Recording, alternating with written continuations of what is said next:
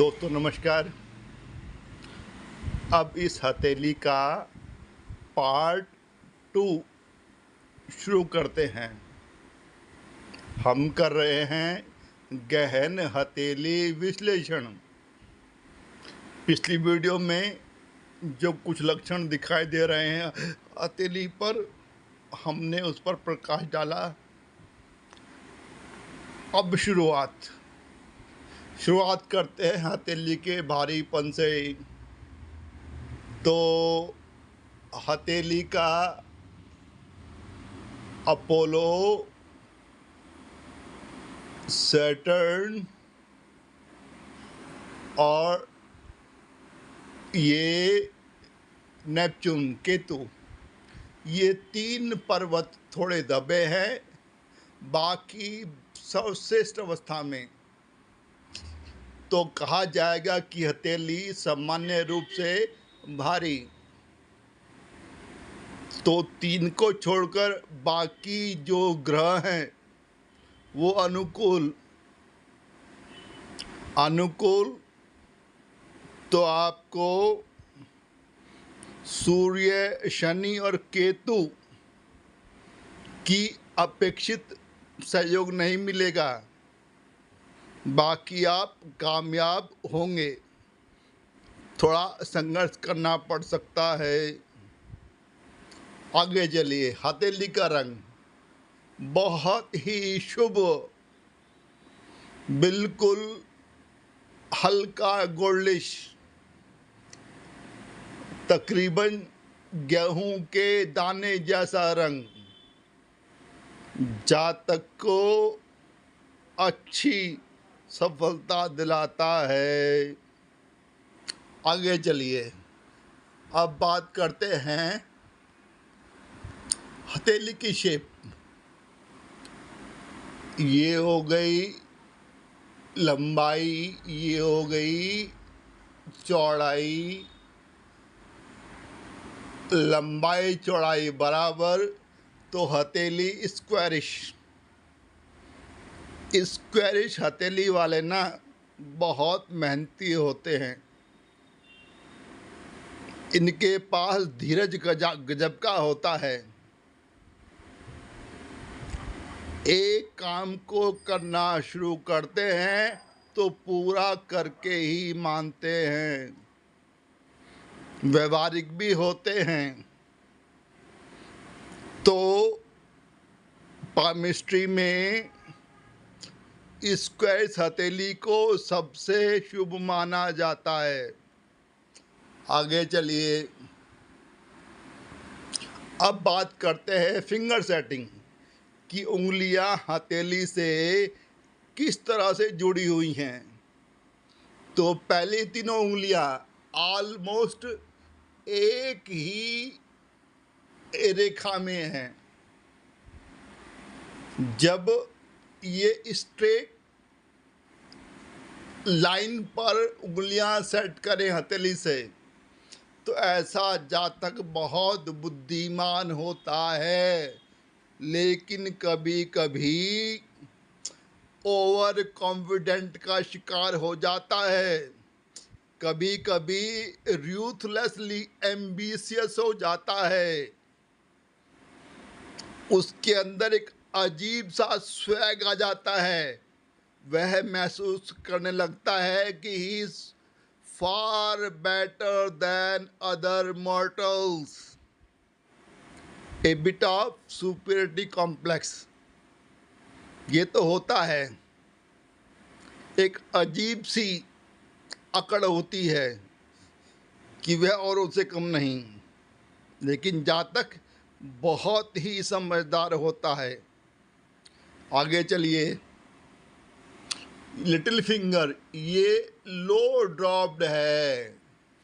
जब आपकी हथेली पर आपके लिटिल फिंगर लो ड्रॉप्ड हो, यह आपके संघर्ष को दिखाती है। जितना लो ड्रॉप्ड उतना अधिक संघर्ष। तो इस जातक ने संघर्ष तो पक्का किया होगा।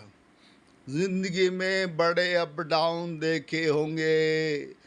इस जातक को जिंदगी ने बड़े कठोर अनुभवों से जिंदगी के पाठ पढ़ाए होंगे। पास्ट में इस जातक को कई बार लगा होगा, वो भी काफी लंबे समय तक, कि जिंदगी अब पटरी पर आ गई, सब कुछ ठीक चल रहा है, लेकिन अचानक वह अपने आप को बहुत भयंकर हालात में पाता है, जैसे सब कुछ खत्म हो गया। उसे सोचना पड़ता है कि अब तो जिंदगी को आरंभ से दोबारा शुरू करना पड़ेगा। इतना घोर संघर्ष ऐसे जातक करते हैं। आगे चलिए, इनकी लिटिल फिंगर देखिए, सॉरी ये इंडेक्स फिंगर, ये थोड़ी मुड़ रही है इस शनि उंगली की तरफ। ये एक दोषी है। जब यह मुड़ती है ना, तो जातक को ओवर रिलीजियस बनाती है।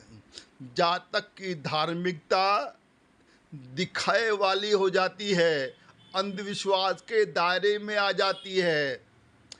एक और बड़ा माइनस पॉइंट, ऐसा जातक अक्सर आत्म केंद्रित हो जाता है। जब आत्म केंद्रित होता है तो वह अपना विश्लेषण शुरू कर देता है। जब वह विश्लेषण करता है तो बहुत लो महसूस करता है। उसकी सारी डिग्निटी, उसका सारा आत्मविश्वास गायब हो जाता है। वह अपने आप को नितांत निराश, हताश, दुखी और बहुत अकेला पाता है। उसे लगता है कि उसने औरों के लिए बहुत कुछ किया, लेकिन कोई उसकी परवाह नहीं करता। मतलब इंडेक्स फिंगर थोड़ी मुड़ी हो तो ऐसे जातक को लगातार प्रोत्साहन की जरूरत पड़ती है। परिवार का कोई व्यक्ति या कोई खास दोस्त आगे आए और इस जातक को बार बार प्रोत्साहित करे, तब इस दोष का निराकरण हो सकता है। आगे चलिए, चलो ये देखते हैं। इस इंडेक्स फिंगर का ये बेस फैलेंज अच्छा है, जो दिखा रहा है जातक खाने का शौकीन तो है। साथ में समय के साथ साथ, उम्र के साथ साथ जातक की धार्मिकता बढ़ती जाएगी। मिड फैलेंज बता रहा है कि जातक बहुत इंटेलिजेंट है, प्रैक्टिकल है और ऑप्टिमिस्ट भी है। ऑप्टिमिस्ट किस लिए? कि जातक के कुछ ना कुछ तो टारगेट होंगे, कुछ ना कुछ तो एम होगा जिंदगी में। उन सपनों को पूरा करने के वास्ते जातक बहुत आशावादी होता है कि वह अपने सपनों को हासिल कर लेगा। अच्छी खासियत। टॉप फैलेंज ये भी अच्छा है, थोड़ा मुड़ा है वो अलग बात, अच्छा है। ये दिखा रहा है कि जातक के स्पिरिचुअल, रिलीजियस और फिलोसफिकल रुचियाँ जरूर होंगी। जातक के पास डिग्निटी बढ़ी ज़्यादा होगी, और साथ में जातक ऐसा काम करना पसंद करता है जहां वह लोगों से पर्सनल कांटेक्ट स्थापित कर सके। अब देखिए ये मिडिल सैटर्न फिंगर, बिल्कुल सीधी और सबसे लंबी, 99% सबसे लंबी होती है। तो ये बता रही है कि जातक बहुत भाग्यशाली है, समझदार है, सज्जन है, स्थिर विचारों वाला है। टॉप फैलेंज अच्छा है, जो दिखा रहा है कि जातक कई बार अपने फिलॉसफिकल इंटरेस्ट को लेकर उसके अंदर सुपीरियरिटी कॉम्प्लेक्स आ जाता है, लेकिन ऐसा जातक बड़ा ही प्रूडेंट और कॉशियस होता है, समझदार भी और सावधान भी। अब मिड प्लेन देखिए, ये जातक को मनी सेंट्रिक बनाता है। जातक घूम घाम के बस उसका कंसंट्रेशन प्रॉपर्टी और प्रॉस्पेरिटी पर ही रहता है। ऐसा जातक अच्छा ऑर्गेनाइजर भी होता है, उसको मैनेजमेंट स्किल अच्छी होती है उसकी। कितना बड़ा इवेंट हो आसानी से उसे करवा लेता है, उसे लोगों से काम लेना आता है। एक और बात, ऐसे जातक के अंदर विज्ञान, तकनीकी और मशीनरी में रुचि भी होती है। एक और बात, ये प्लस पॉइंट, ऐसा जातक के अंदर एक तमन्ना होती है कि यदि वो कोई काम करे तो बड़े स्तर पर काम करे। एक तमन्ना और कि जो बड़े स्तर पर काम करे उसके लिए जो तैयारी कर रहा है, वो जो प्रोजेक्ट बना रहा है, वो उसके अंदर उसे बाहरी हस्तक्षेप बिल्कुल बर्दाश्त है ही नहीं। चलिए बेस फ्रेंच देखिए, ये भी अच्छा है। ये दिखा रहा है दो तीन बातें। पहली बात, जातक की डिक्शनरी में इम्पॉसिबल वर्ड है ही नहीं। कितना भी इम्पॉसिबल वर्क हो, वह अपनी बौद्धिक क्षमता से उस असंभव काम को संभव करवा लेता है। तो जातक के पास सांसारिक अच्छी बौद्धिक क्षमता। दूसरा, ऐसे लोग ना हरियाली बहुत पसंद करते हैं, जमीन पर काम करना बहुत पसंद करते हैं। बड़े बड़े जमींदार किसान भी होते हैं। नहीं तो ऐसे जातक को गार्डनिंग का बड़ा शौक होता है।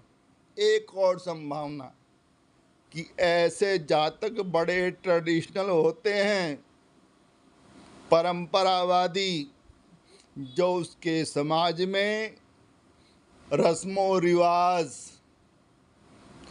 चलते आ रहे हैं, जातक उनको फॉलो करना पसंद करता है और अपने घनिष्ठ लोगों से भी आशा करता है कि वे लोग भी उन रीति रिवाजों और रस्मों का पालन करें। आगे चलिए, ये अपोलो फिंगर ऑलमोस्ट सीधी, इसके बारे में पार्ट 3 में बात करेंगे। वीडियो देखने के लिए आप सभी का बहुत बहुत धन्यवाद।